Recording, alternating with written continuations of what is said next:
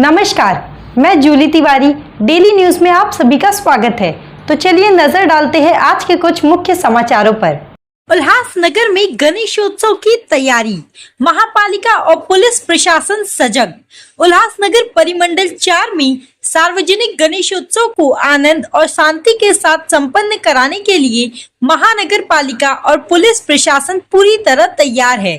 इसके लिए प्रशासन और गणेश मंडलों के बीच समन्वय बैठक आयोजित की गई, जिसमें उल्लासनगर, अंबरनाथ और बदलापुर शहर के अधिकारी, पुलिस अधिकारी और सार्वजनिक गणेशोत्सव महामंडल के प्रतिनिधि उपस्थित थे। बैठक में गणेश मंडलों को पर्यावरण अनुकूल और ध्वनि प्रदूषण रहित तरीके से उत्सव मनाने के लिए मार्गदर्शन दिया गया। साथ ही उच्च न्यायालय के नियमों का पालन सुनिश्चित करने के निर्देश भी दिए गए। इस बार डीजे के उपयोग पर प्रतिबंध रहेगा और गुलाल के इस्तेमाल से होने वाली त्वचा संबंधी समस्याओं को ध्यान में रखते हुए सावधानियां बरतने को कहा गया है। पुलिस उपायुक्त सचिन गोरे ने गणेश मंडलों को विभिन्न प्रकार की आवश्यक सूचनाएं और निर्देश प्रदान किए। सचिन गोरे ने कहा कि प्रशासन और पुलिस मिलकर इस बार के गणेशोत्सव को सुरक्षित, शांतिपूर्ण और नियमों के अनुरूप मनाने के लिए पूरी सतर्कता बरत रहे हैं, ताकि नागरिकों का उत्सव आनंददायक और सुरक्षित रहे। नमस्कार। आज उल्हासनगर 2 मध्ये उल्हासनगर महानगरपालिका आणि पोलीस विभागातर्फे यांच्या संयुक्त विद्यमाने आपण इथे शांतता कमिटी तसेच गणेश मंडळाचे पदाधिकारी यांची समन्वय बैठक आयोजित केली होती। त्यामध्ये माननीय मॅडम आणि आम्ही जे सर्वोच्च न्यायालय आणि उच्च न्यायालयाच्या ज्या सूचना होत्या आणि आपला गणेश उत्सव जो आहे तो पर्यावरणपूरक आणि ध्वनी प्रदूषण विरहित कसा होईल या अनुषंगाने मुख्यतः त्यांना सूचना देण्यात आलेल्या होत्या। यामध्ये आपण डीजे वापर यावरची जी बंदी आहे त्याविषयी सांगण्यात आलेलं आहे।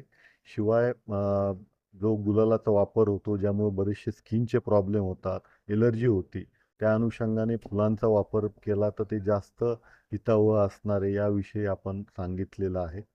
तसेच आपण जे मगाशी आपण प्रश्न विचारला, जो मंडपाचा प्रश्न होता त्यात क्लिअर कट आपण सांगितलेलं आहे की 25% पेक्षा जास्त जे मंडप आहे ते रोडला जास्त असू नये। या अनुषंगाने ज्यावेळेस ते ॲप्लिकेशन करतात, एक खिडकी योजना महानगरपालिकेतर्फे राबवण्यात येते, त्यांच्या ॲप मार्फत ही परमिशन दिली जाते। आणि ज्यावेळेस आमच्याकडे ते ऑनलाईन ॲप्लिकेशन येतं त्यामध्ये आमचे जे गोपनीयता कर्मचारी असतात, PSI असतात, ते जाऊन जागावरती पाहणी करून जागा पाहणी अहवाल NOCच्या स्वरूपात सबमिट केल्यानंतर मंडप परमिशन मिळत असते। आणि तीच जी पद्धत आहे ती ह्या वर्षी पण आम्ही राबवणार आहोत। त्यातले जवळपास आता 82 मंडळांचे ॲप्लिकेशन जे आहेत ते आम्हाला प्राप्त झालेले आहेत। आता सध्या स्थळ पाहणी सुरू आहे। सर, मागच्या वर्षी ज्या मंडळांनी कायद्याचं पालन केलं नाही त्यांना यावर्षी परवानग्या देण्याबाबत काय विचार केला जाईल? त्याविषयी ज्या गुन्हा दाखल असेल किंवा MPCBला प्रस्ताव गेला असेल त्याचा निश्चितच आम्ही विचार करणार आहोत।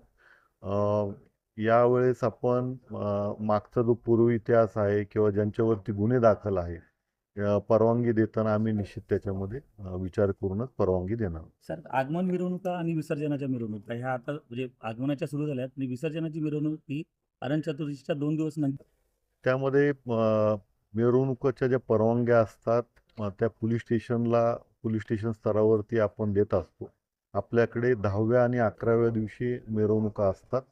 त्याची रीतसर परवानगी त्यांनी घेतली असेल तर निश्चितच त्यांना आपण कुठली आडकाठी करणार नाही, परंतु विना परवाना जर मिरवणूक काढली तर निश्चितच आम्ही गुन्हे दाखल करणार आहोत। पण ते मिरवणूक निघूच नाही म्हणून काय केलं?